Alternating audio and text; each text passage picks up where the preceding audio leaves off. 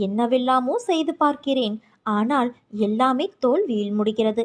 இந்த தோல்வியின் பிடியிலிருந்து என்னால் மீண்டு வர முடியவில்லை என்று நீ புலம்புகிற புலம்பலை பொறுக்க முடியாமல் இதோ நான் புறப்பட்டு வந்துவிட்டேன். இழந்து போனவற்றை பெறுவதற்கும் வாழ்வில் முன்னேறுவதற்கும் ஒரு ஆலோசனை சொல்லட்டுமா? உன்னை நீ தெரிந்து கொள். உன்னை பொறுத்தவரை இந்த உலகம் ஒரு கோமாளிகளின் கூடாரம். யாருக்காகவும் எதற்காகவும் விட்டு கொடுத்து தோல்வியை மட்டுமே பரிசாக பெறுவதற்காக நீ பிறக்கவில்லை. எல்லாவற்றையுமே ஜெயிக்க பிறந்திருக்கின்றாய். கோடி கோடியாக கருவணுக்கள் உள்ள தாயின் கருமுட்டையை தனக்குரியதாக ஆக்கிக்கொள்ள களமிறங்கிய போது அனைத்தையும் தோற்கடித்து ஜெயித்தது நீ அல்லவா? உணர்வுகளும் உறுப்புகளும் உருவாகாத அந்த காலத்திலேயே கோடி பேர்களை ஜெயித்த நீ இப்போதோ இந்த நிலையிலா ஒரு சிலரிடம் தோற்கப் போகிறாய்? நிச்சயம் தோற்க மாட்டாய் என்பதை தெரிந்து கொள். நீ கோழை அல்ல, துரத்தும் வறுமையை ஒப்புக்கொள்வதற்கு. நீ பிறவியிலேயே வீரன். உனக்குள் நான் உன்னை வழி நடத்தப் போகிறேன். அப்படி இருக்க தோல்வி என்பது இனி உனக்கேது? வா, என் ஆலயத்திற்கு வா. வந்து மனதார என்னிடம் பேசி என்னை உன்னோடு கூட்டிச் செல். என் பிள்ளையே, என்னுடைய நாமத்தை, என் மந்திரத்தை உன்னால் எந்தவித எதிர்மறை எண்ணங்களும் இல்லாமல் ஜெபிக்க முடிந்தால் அது உனக்கு லக்ஷ்மி கடாட்சத்தை தரும். காலப்போக்கில் கொஞ்சம் கொஞ்சமாக பொருளாதார முன்னேற்றம் தரும். உன்னிடம் எப்போதும் நிறைவான செல்வம் இருக்க செய்யும். எதிர்மறைகள் ஆபத்தானது. ஓடத்தில் சிறு ஓட்டை இருந்தாலும் அதன் வழியாக நீர் அதிகரித்து ஓடத்தை மூழ்க செய்வது போல எதிர்மறை எண்ணம் மூழ்க செய்யும். கடும் மனப்பயிற்சியாலும் விரதத்தாலும் முன்னால் எதிர்மறை எண்ணங்களை விட்டு நேர்மறை எண்ணங்களை வளர்க்க முடியும். வாழ்க்கையில் நடக்கின்ற எல்லா நிகழ்வுகளுக்கும் ஒரு அர்த்தம் இருக்கும். சில நிகழ்வுகள் உனக்கு நல்ல நிம்மதியையும் சந்தோஷத்தையும் கொடுக்கும். சில நிகழ்வுகள் வருத்தங்களையும் கஷ்டத்தையும் கொடுக்கும். அவையெல்லாம் எல்லோருடைய வாழ்க்கையிலும் நடக்கும். ஒருவர் அதை புரிந்து கொண்டால் இன்னொருவரால் அதை புரிந்து கொள்ள முடியவில்லை. அப்படியே நடப்பவையை புரிந்து கொண்டாலும் அதை செயல்படுத்த முடியாதவாறு கர்ம வினைகள் துரத்துகிறது, மாயை வலையில் சிக்க வைக்கிறது. என்றைக்கும் ஒன்றை புரிந்து கொள். உன் மனம் என்பது எஜமானராகத்தான் இருக்க வேண்டும். அதன் கட்டளைப்படித்தான் எல்லா விஷயங்களும் ஊக்கத்தோடு செய்ய முடியும். அதன் சொல் கேட்டு நடப்பவராய் நீ இருக்க வேண்டும். விஷயங்களுக்கு ஏற்ப உன் மனம் அசை போடக்கூடாது. எதற்கும் அடிமையாகாதே. அன்பிற்கும் மற்ற எல்லாவற்றிற்கும் அது உன்னை ஆள ஆரம்பித்துவிடும். அப்படி நடந்தால் உன்னுடைய தன்னிலையை நீ மறந்து உன்னை மீறி எல்லா நிகழ்வுகளும் நடக்கும். ஒன்றை தெரிந்து கொள் குழந்தையே, உன் தோற்றத்தில்தான் நிழல் தெரிய வேண்டுமே தவிர நிழலிலிருந்து உன் தோற்றம் தெரியக்கூடாது. ஒரு அடி உள்ள நூல் சிக்கலானால் அதை எளிதில் களைத்து விடலாம். ஆனால் உன் வாழ்க்கையிலோ நூலின் கண்டுகளே சிக்கலாக உள்ளது. அதை நான் எப்படி அறியாமல் இருப்பேன்? இவ்வளவு நாளும் சிக்கலை விடுவிக்கத்தான் நான் கருமாக்களோடும் மாயையோடும் உன் வாழ்க்கையையும் உன்னை சுற்றி இருப்பவர்களையும் மீட்க போராடி வருகின்றேன். அந்த நூலில் நீ மட்டும் தனியாக மாட்டிக்கொள்ளவில்லை. உன்னை சார்ந்தவர்களும் உள்ளார்கள். அதனால் பயப்படாதே.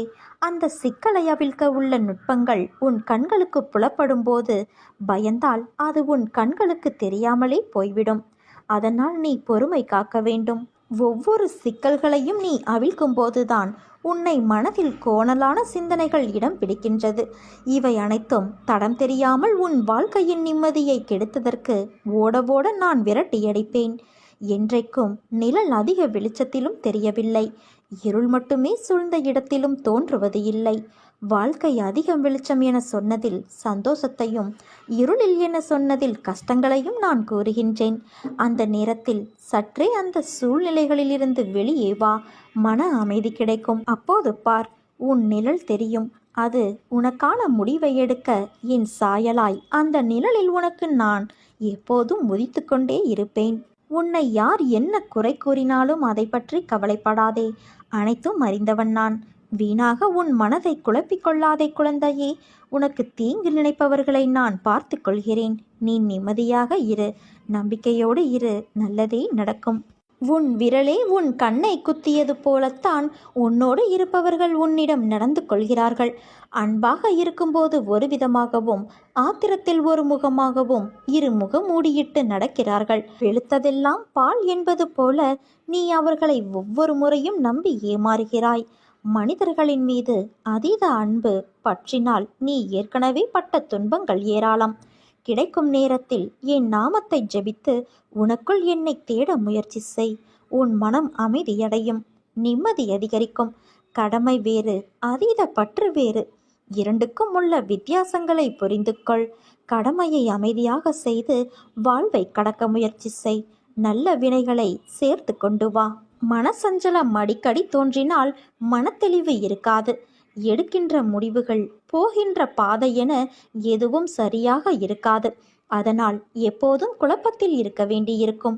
இதை முதலில் நாம் மாற்ற வேண்டும். இதற்கு அற்புதமான ஒரு உபாயத்தை நான் கூறுகிறேன். முதலில் உன் மனதை ஏதாவது ஒன்றின் மீது செலுத்து. உனக்கு எதன் மீது அதிக பிரியம் உண்டோ அதன் மீது மனதை செலுத்து. அப்போது மனம் குவிய ஆரம்பிக்கும். உன் பிரச்சனைகள் தீர்ந்துவிடும். நீ என் மீது உன் மனதை செலுத்தினால் போதுமானது. நான் இறக்கப்பட்டு உன் மனதை அமைதி நிலைக்கு கொண்டு வந்து விடுவேன். ஒருவன் என் நாமத்தை அன்போடு உச்சரிப்பானாகில் நான் அவனுடைய ஆசைகளை பூர்த்தி செய்து அவனுடைய பக்தியை அதிகப்படுத்துவேன். என் வாழ்க்கையையும் செயல்களையும் ஊக்கமோடு இசையாக பாடுவானாயின் அவனுக்கு முன்னும் பின்னும் எல்லா திக்குகளிலும் சூழ்ந்திருப்பேன். என்னிடம் உள்ளத்தையும் உயிரையும் ஒப்புவித்த அடியார்கள் இந்த நிகழ்ச்சிகளை கேட்டதும் இயற்கையிலேயே மகிழ்வெய்துவர். நம்பிக்கையோடு என் லீலைகளை எவனாவது இசைப்பானாயின் அவனுக்கு எல்லையற்ற பேரின்பத்தை நல்கி என்றும் நிலைத்திருக்கும் திருப்தியையும் அளிப்பேன். எவன் என்னிடம் பூரண சரணாகதி அடைகிறானோ, எவன் என்னை விசுவாசத்தோடு வணங்குகிறானோ, எவன் என்னை நினைவில் நிறுத்தி நிரந்தரமாக தியானம் புரிகிறானோ அவனை விடுவிப்பது என் சிறப்பு இயல்பாகும். என் நாமத்தை உச்சரிப்பவர், என்னை வணங்குபவர், என் நிகழ்ச்சிகளையும் வாழ்க்கையை பற்றியும் எண்ணி இவ்வாறாக என்னை நினைவிலிருத்தி இருப்பவர்கள் எங்கெனம் உலகப் பொருட்கள், உணர்ச்சிகள் இவைகளில் கவனமுள்ளவர்களாக இருக்க முடியும்? சாவின் வாயிலிருந்தும் என் அடியவர்களை நான் வெளியே இழுத்து விடுவேன். என் கதைகள் கேட்கப்பட்டால் எல்லா நோய்களும் விலகும். என் கதைகளை மரியாதையோடு கேட்டு அவற்றை எண்ணி தியானம் செய்து கிரகித்துக்கொள். இதுவே மகிழ்ச்சிக்கும் திருப்திக்குமான மார்க்கமாகும். என் அடியவர்களின் பெருமையும் அகம்பாவமும் அற்றுவிடும். கேட்பவரின் மனம் அமைதிப்படுத்தப்படும். என் பிள்ளைகள் கவலைப்படும்போது அதை நிவர்த்தி செய்வது என் கடமை. பொறுத்திருந்து இனி நடக்கப் போவதை பார். நான் உனக்காக புன்னகைத்து கொண்டு காத்திருக்கின்றேன். வாழ்க்கையில் நீ உயர்ந்த நிலைக்கு வரப்போகிறாய் குழந்தையே. நீ நம்பிக்கையோடு இரு, நல்லதே நடக்கும். நீ நிறைய போராடுகிறாய். வாழ்வில் நிறைய துன்பங்களை சகித்து கொண்டும் விட்டாய். எங்கே விடிவு காலம் என்ற ஒன்றே இல்லாமல் போய்விடுமோ என்ற அளவுக்கு கூட சூழலை சந்தித்தும் விட்டாய். ஆனாலும் அதிசயிக்கத்தக்க அளவில் இவை அனைத்திலும் இருந்து நீ முன்னேறி வர வேண்டும் என்ற முனைப்போடு வாழ்வில் ஓடிக்கொண்டு இருக்கிறாய். அது நிச்சயம் நடக்கும். உன் எண்ணப்படியே வெற்றி இலக்கை நீ எட்டி பிடிப்பாய். ஏற்கனவே நான் உணர்த்திய காலத்தின் நேரம் தொடங்குவதற்கு இன்னும் சில தினங்களே உள்ளது. இதையும் கடந்து பொன்னான அந்த காலத்தில் நுழைந்து நீ இன்பமாக இருக்கப் போகிறாய். நேர்மையாகவும் உள்ளபூர்வமாகவும் உன் லட்சியத்தை அடைய செயல்படும்போது நீ எதிர்பார்த்தது கிடைக்கவில்லை என்றால் துவண்டு போகாதே. எதிர்த்து நம்பிக்கையோடு போராடு. ஆசை, இன்பம், துன்பம், துயரம் இதற்கு முடிவு இல்லை. இதையெல்லாம் தாண்டி வந்தால்தான் நீ விரும்பும் லட்சியத்தை உன்னால் அடைய முடியும். அனைத்தையும் சகித்து கொண்டு கடந்து வா. கவலை எதற்காக இந்த பயம்? கஷ்டம் என்பது எல்லோருக்கும் வருவது. அதன் பிடியிலிருந்து யாரும் தப்புவது கிடையாது. இதை நீ தெரிந்தும் உணராமல் இருக்கின்றாய். மற்றவர்களுக்கு ஒரு கஷ்டம் என்றால் முன்னால் ஓடிப்போய் ஆறுதல் சொல்வாய். இப்போது உனக்கு கஷ்டம் வந்ததும் ஆற்றாமல் ஏதோ நினைத்து கொண்டு வாழ்வில் பிடிப்பு இல்லாமல் இருக்கின்றாய். பிறந்தது முதல் தொல்லைகளோடும் கஷ்டங்களோடும் வாழ்கின்றேன், என்னை மீட்க யாரும் இல்லையே என புலம்புகிறது உன் மனம். நீ பிரச்சனைகள், தடங்கல்கள் என்னும் கடலில் கழுத்து வரை மூழ்கி இருக்கலாம். துக்கமும் வேதனையுமாய் படுகுழியில் ஆழமாக அமிழ்ந்து போயிருக்கலாம். ஆனாலும் வருத்தப்படாதே. பொறுமையை கடைப்பிடி. கவலையை விட்டொளி. அமைதியாக இரு. உன் துக்க நாட்கள் முடிந்து போயின. நீ விரைவில் அனைத்து இன்பங்களையும் பெறுவாய். உன் வேண்டுதல் கேட்கப்பட்டுவிட்டது குழந்தையே. அது நிறைவேறியே தீரும். உன் துயர் துடைக்க உன்னை தேடி நீ இருக்கும் திசையை நோக்கி நான் ஓடி வந்திருக்கின்றேன். நான் விரும்பாமல் எவரும் என்னை தேடி வர முடியாது. இழந்ததையெல்லாம் உனக்கு மீட்டு நான் மீண்டும் தரப்போகிறேன். உன்னுடைய மதிப்பு உயரும். உன்னை நிராகரித்தவர்கள் உன்னை தொடர்பு கொண்டு உதவி செய்வார்கள். நீ வாழ்வில் தோற்கவில்லை குழந்தையே. உன்னுடைய நல்ல செயல்களை, நல்ல எண்ணங்களை ஒவ்வொரு இடத்திலும் பதிவு செய்துவிட்டு வந்திருக்கின்றாய். அவைகள் எல்லாம் இப்போது உனக்கு நன்மை செய்ய உன்னை தேடி வரும். தினமும் நடக்கும் ஏற்றத்தாழ்வுகளை உற்று நோக்கி வருந்தாதே. உன் வாழ்க்கை இப்போது ஏற்றத்திலும் நல்ல மாற்றத்திலும் தான் செல்கிறது. நீ ஆசைப்பட்ட வாழ்க்கையை நீ வாழ்ந்து சில காலங்களுக்கு பிறகு என்னுடைய பிரார்த்தனையில் முழு நேரமும் செலவிட உனக்கு வாய்ப்பு உருவாகும். என்னை பார்த்த இந்த நொடி முதல் உனக்கு திடீர் திருப்பமாக பல ஆச்சரியங்கள் வர காத்திருக்கிறது என் குழந்தையே. மனம் பகவானை விரும்பினாலும் புத்தி இருக்கிறதே, அது இது தேவையா, இதனால் பலன் உண்டா, இப்படியெல்லாம் கேள்வி கேட்கும். இவர் உண்மையிலேயே தந்தையின் உண்மையான அடியவரா, இவர் சொன்னால் நடக்குமா என்றெல்லாம் கேட்டு மனதின் நம்பிக்கையை தளர்த்திவிடும். நன்மை கிடைப்பதை தவிர்க்கும். இந்த நிலைதான் இப்போது உனக்கும் இருக்கிறது. நீ அற்புதத்தை அனுபவித்த தருணம் மீண்டும் மீண்டும் அது அற்புதம்தானா, இது உண்மைதானா என்றெல்லாம் மனம் உன்னை குழப்பிக் கொண்டு இருக்கிறது. உன்னுடைய கவலைகளை நான் தீர்த்தாலும் மீண்டும் இல்லாத ஒன்றை வைத்து இருக்கிற நிம்மதியை நீ கெடுத்துக் கொள்கிறாய். உனக்கு எல்லாம் இருந்தாலும் எதுவும் இல்லாததைப் போல இருக்கிறது. உன்னோடு நான் பேசிக்கொண்டு இருக்கும் இந்த வார்த்தைகளையும் அதன் உண்மைகளையும் புரிந்து கொள். உனக்கும் எனக்கும் இடையில் இருக்கிற சந்தேகம் என்ற தடையை நீக்கி முழுமையான நம்பிக்கையோடு என் பாதத்தில் சரணாகதி அடைந்து பார். நீ பயணித்த பாதையில் முட்கள் மட்டுமே இதுவரை பார்த்து அதில் நீ வலியோடு நடந்து சென்ற வேதனைகள் எல்லாம் இப்போது எப்படி மாறியது என்று நீ நினைத்து வியக்கும் அளவிற்கு நிச்சயம் மாறுதல்கள் நடைபெறும். நம்பிக்கையை நீ இழந்தாலும் நான் அதை அதிகமாக்க செய்வேன். எல்லாம் தெளிவு பெற்று முன்னோக்கி மகிழ்ச்சியாய் செல்லும் காலம் வந்துவிட்டது குழந்தையே.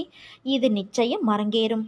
உன்னை நான் அழைப்பேன். கண்ணீரோடு கூடிய சந்தோஷத்தில் என் பிள்ளையை காண நான் ஏங்கிக் கொண்டு இருக்கிறேன். என்னை நீ ஏமாற்றி விடாதே. என்னை தஞ்சமடைந்த உன்னை நான் எப்போதும் நிர்கதியாக இருக்க விட மாட்டேன். ஒருபோதும் உன்னை கைவிடவும் மாட்டேன் என்பதையும் நீ உறுதியாக நம்பு. உன் நம்பிக்கை வீண் போகாது. இன்னும் கொஞ்ச காலத்தில் உன் பிரச்சனைகள், நோய், கடன், கசப்பான உறவுகள் அனைத்தும் மாறி அனைத்திலும் நீ சுகமாக வாழ ஆரம்பிப்பாய். இன்ப நேரத்தில் உன் தந்தையான நான் உன்னோடு இருக்கிறேன் என்றும், துன்ப நேரத்தில் நான் உன்னை கைவிட்டு விட்டேன் என்று நான் இல்லை என்றும் நினைத்து கொள்கிறாய்.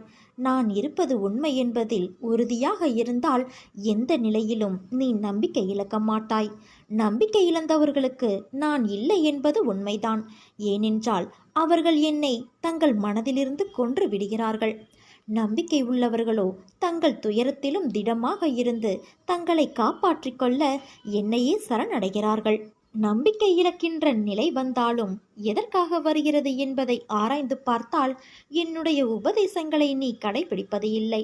அவற்றை நீ அசட்டை செய்கிறாய். மந்தமாக, உற்சாகமின்றி சோம்பேறியாக இருக்கின்றாய். நம்பிக்கை கொண்டு பொறுமையோடு காத்திரு. உன் வாழ்வில் உன் தந்தையான நான் விரைவில் ஒரு அதிசயத்தை நிகழ்த்துவேன். உன் வாழ்க்கை தரம் உயரப்போகிறது என் குழந்தையே. என் தந்தையின் மீது பாரத்தை ஏற்றியாகிவிட்டது. இனி அவர் பார்த்து கொள்வார். ஒருவேளை பார்க்காமல் போனாலும் நான் கவலைப்பட மாட்டேன். ஏனென்றால் என்னை பற்றி கவலைப்பட வேண்டியது என் தந்தை, நான் அல்ல என்ற உண்மையை நீ உணர வேண்டும். எல்லாவற்றையும் உன் தந்தையான நானே பார்த்து கொள்கிறேன். நீ என்னை மட்டும் பார் என் குழந்தையே. உனக்குள்ள எந்த பிரச்சனையும் அந்நியர் கண்களுக்கு தெரியாமல் இருக்கட்டும். உன்னை புத்துணர்வு படுத்து. நான் ஒரு முறை தந்த வாக்குறுதியை மறுமுறை திருத்த மாட்டேன். சொன்னால் சொன்னதுதான். நீ ஜெயிக்கப் போகிறாய் குழந்தையே. உன் பிரச்சனைகள் அனைத்தும் தீரப்போகிறது. உன் வாழ்வு மீண்டும் திரும்பும் என்று ஒரு முறை சொன்னேன் அல்லவா? அதையே மீண்டும் சொல்வேனே தவிர ஒருபோதும் மாற்றி சொல்ல மாட்டேன்.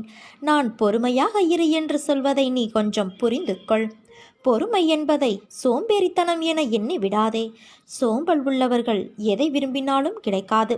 எச்சரிக்கையாக இருந்து நடை போடுவதும், அக்கம் பக்கத்து விஷயங்களை கவனித்து அதற்கேற்ப உன்னை உற்சாகத்தோடு தயார்படுத்தி கொள்ள அமைதி காப்பதே பொறுமை. நான் என் பிள்ளைகளுக்காகவும் பிள்ளைகளின் பிள்ளைகளுக்காகவும் அவர்களின் உடைமைகளுக்காகவும் நியமிக்கப்பட்டிருக்கின்ற காவலாளி. அவர்கள் நலனை மட்டுமே நாடுகிற நண்பன் நான். என்னை மீறி எதுவும் உன்னை சேதப்படுத்தாது. பயப்படாதே, நீ கலங்காதே. நாம் 9 வார விரதம் இருக்கலாமா, சப்தாகம் செய்யலாமா, நேர்ந்து கொள்ளலாமா, என் தந்தையை போய் சென்று பார்த்து வரலாமா, என்ன செய்தால் என் கஷ்டம் தீரும் என்று நீ யோசிக்கவே வேண்டாம். நீ எதையும் செய்ய தேவையில்லை. உன் தாயான உன் தந்தையான என்னை உற்று பார்த்து கொண்டு இருந்தால் போதும். நான் உனக்கு நல்லதொரு வாழ்வை தருவேன். வறுமையிலிருந்தும் பிரச்சனை போன்றவற்றிலிருந்தும் உன்னை நான் நிச்சயமாக மீட்டு விடுவேன்.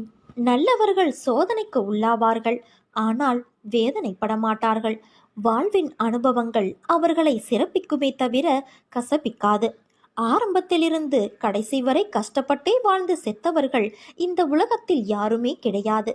அதே போல பிறந்த தேதியிலிருந்து இறுதி வரை சந்தோஷத்துடனே வாழ்ந்து மடிந்தவர்களும் கிடையாது. கஷ்டப்படுகிறவர்களுக்கு, துன்பம் அனுபவித்தவர்களுக்கு ஆண்டவன் ஒரு நாளும் உதவாமல் போக மாட்டான். எப்பொழுதுமே கஷ்டப்படட்டும் என்று யாரையும் ஆண்டவன் அப்படியே விட்டுவிடவும் மாட்டான். விதிக்கப்பட்ட தடைக்கற்கள் தரும் பாடங்களே போராட்டங்களிலும் மன வலிமை தரும். சோதனைகள் என்பது மனோதிடத்தை அதிகரிக்க உதவும். சில சமயங்களில் அவர் நம்மை கைவிட்டு விட்டாரே என்று தோன்றுகிறது அல்லவா? ஏனென்றால் நாம் அவரை காண முடிவது இல்லை. சோதனை வேளைகளில் நாம் காண முடியாதவாறு அவர் நம்மோடே இருக்கின்றார். அவருடைய கண்கள் எப்போதும் நம்மை நோக்கியே இருக்கின்றது. கடவுளை நம்பு, அவர் நல்லவர்களை ஒருபோதும் கைவிட மாட்டார். நம்பிக்கையோடு காத்திருக்கும் என்னுடைய பக்தி தூய்மையானது. நிச்சயமாக உங்களுடைய அருளால் நான் நினைத்தது நடக்கும். இன்பத்திலும் துன்பத்திலும் என்னை கைப்பிடித்து வழி நடத்துங்கள் அப்பா என்று என்னையே முழுமையாக நம்பி என்னிடம் சரணடைந்து விட்ட உன்னை நான் எப்படி கைவிடுவேன்? நீ நம்பிக்கையோடு இரு, நல்லதே நடக்கப் போகிறது. உனக்கு இனி ஒவ்வொன்றாக நல்லது நடக்கத் தொடங்கப் போகிறது. நல்லது மட்டுமே நடக்கப் போகிறது. நீ பட்ட துன்பங்கள் அனைத்தும் உனக்கு முடிந்துவிட்டது என் குழந்தையே. உன் தந்தையான என்னை நம்பு. ஒரு இடத்தில் 1000 பசுக்கள் இருக்கின்றன.